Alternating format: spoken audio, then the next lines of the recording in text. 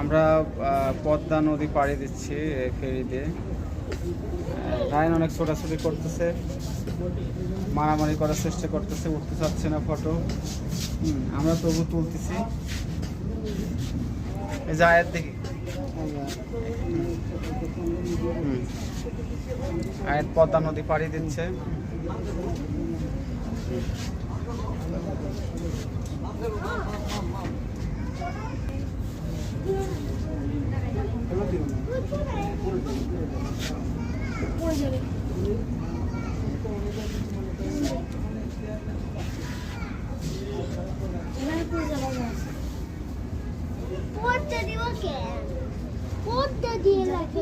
আরিসা ঘাট থেকে কাজিরহাটের দিকে ফেরি ছুটে চলছে। কিছুক্ষণের মধ্যে আমরা আরিসা ঘাটে পৌঁছে যাব।